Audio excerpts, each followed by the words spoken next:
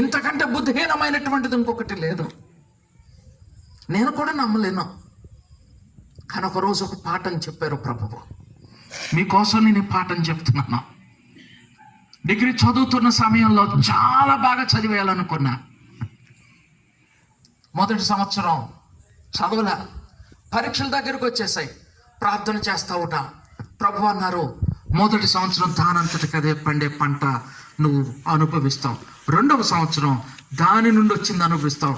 మూడవ సంవత్సరం నువ్వు విత్తనాలు విత్తుతావు, పంట కోస్తావు, ద్రాక్ష తోటలు నాటుతావు, కాపు అనుభవిస్తావు. 3 సంవత్సరాల గురించి ప్రభు మాట్లాడారు. నాకు ఆశ్చర్యం కలిగింది. దానంతటికి అదే ఎట్ట పంట పండుద్దన్నా? దానంతటికి అదే పంట ఎక్కడ పండుద్దండి? పండుద్దా? నాకంటే మీకు బాగా తెలుసు. పండుద్దా? మొదటి సంవత్సరం పరీక్షలు రాస్తా ఉన్నాను. చివరి పరీక్ష మొదటి సంవత్సరంలో ఏమీ చదవాలా. పరీక్షకు మానేద్దాం అనుకున్నా. కానీ ప్రభు నాతో మాట్లాడుతున్నాను. నేను నీకేమని చెప్పా? దానంతటికి అదే పంట పండుద్దని చెప్పా. నువ్వు ఈవేళ వెళ్ళి పరీక్ష వ్రాస్తావా, నీ బ్రతుకులో పట్టా పట్టుకుంటావు. నువ్వు వ్రాయవా, నువ్వు పట్టా పట్టుకోవన్నారు ప్రభు. ఏం చేయను? నేను నమ్మలేను. కానీ ప్రభు నడిపిస్తున్నారు. అన్నా ప్రభువా, నీతో నేను ఎదురు తిరగలేను, నీ మాటకు ఎదురు చెప్పలేను. నాకు సిగ్గేస్తుందని నేను పరీక్షకు వెళ్ళను అనుకుంటున్నాను. కానీ నేను పరీక్షకు వెళ్తాను నీ మాటను బట్టి.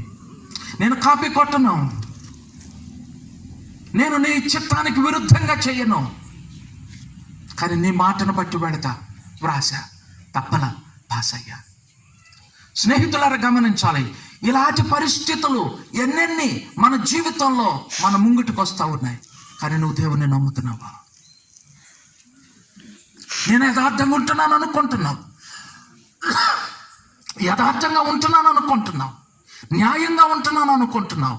నేను సర్వశక్తి కలిగిన దేవుడిని నువ్వు నమ్ముతున్నావా?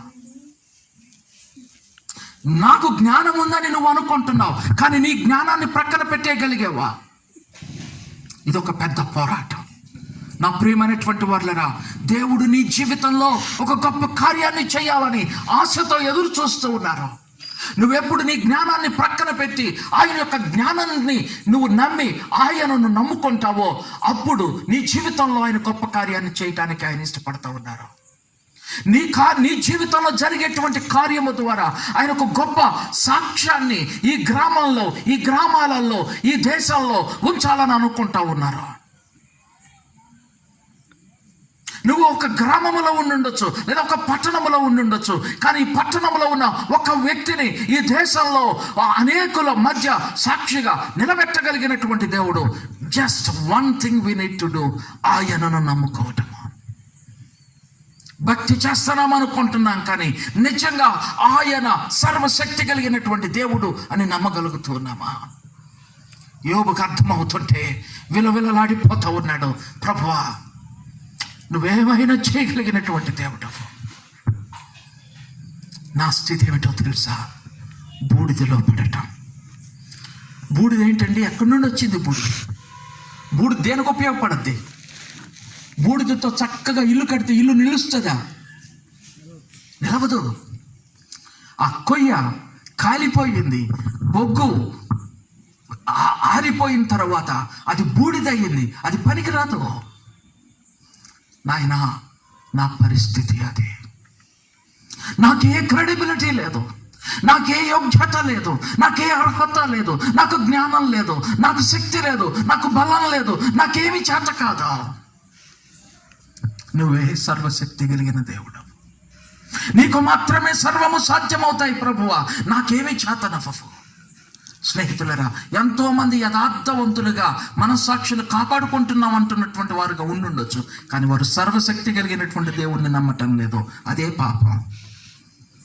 ఎంత యథార్థత ఉన్నా, ఎంత మనస్సాక్షిని కాపాడుకున్నా, ఎంత క్రమంగా భక్తి చేసినా, ఎంత క్రమంగా ఆచారాన్ని ఆచరించినా, ఎంత క్రమంగా నువ్వు భద్రంగా ఉండటానికి ప్రయత్నం చేసినా ప్రయోజనం లేదు.